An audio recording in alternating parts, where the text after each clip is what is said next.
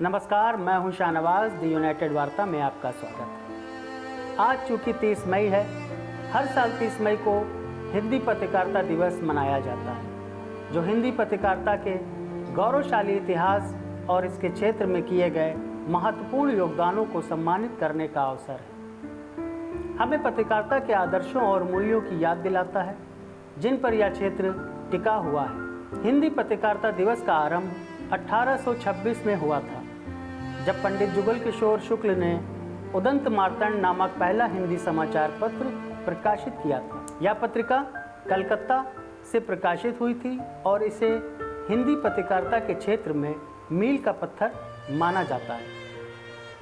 उदंत मार्तंड ने न केवल हिंदी में समाचारों को प्रस्तुत करने की परंपरा की शुरुआत की, बल्कि हिंदी भाषा को लोकप्रिय बनाने और समाज में जागरूकता फैलाने का कार्य भी किया। हिंदी पत्रकारिता दिवस का महत्व कई दृष्टिकोणों से है। हिंदी पत्रकारिता ने हिंदी भाषा के संरक्षण और संवर्धन में महत्वपूर्ण भूमिका निभाई है। समाचार पत्रों और पत्रिकाओं के माध्यम से हिंदी भाषा को जन जन तक पहुंचाया गया है।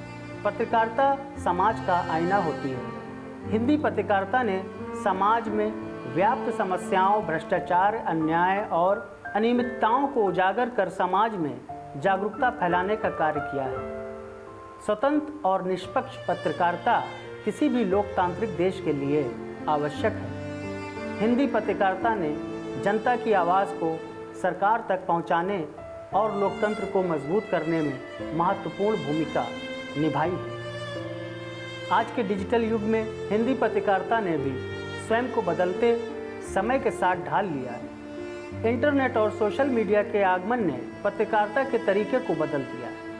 आज हिंदी समाचार पत्रों के ऑनलाइन संस्करण भी उपलब्ध हैं, जो पाठकों को ताज़ा तरीन खबरों से रूबरू कराते हैं। हालांकि फेक न्यूज़ और सूचना की विश्वसनीयता एक बड़ी चुनौती बन गई, जिससे निपटने के लिए पत्रकारों को और अधिक सजग और जिम्मेदार होना पड़ता है।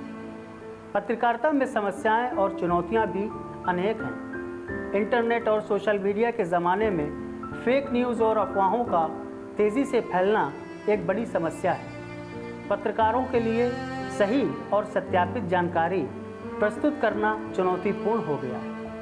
कई बार पत्रकारों को सत्ता और प्रभावशाली लोगों के दबाव का सामना भी करना पड़ता है, जिससे उनकी स्वतंत्रता खतरे में पड़ जाती है। स्वतंत्र पत्रकारिता के लिए यह एक गंभीर चुनौती है। कई छोटे समाचार पत्र और पत्रिकाएं आर्थिक समस्याओं का सामना करना पड़ता है, जिससे उनकी स्वतंत्रता और अस्तित्व दोनों पर खतरा मंडराता रहता है।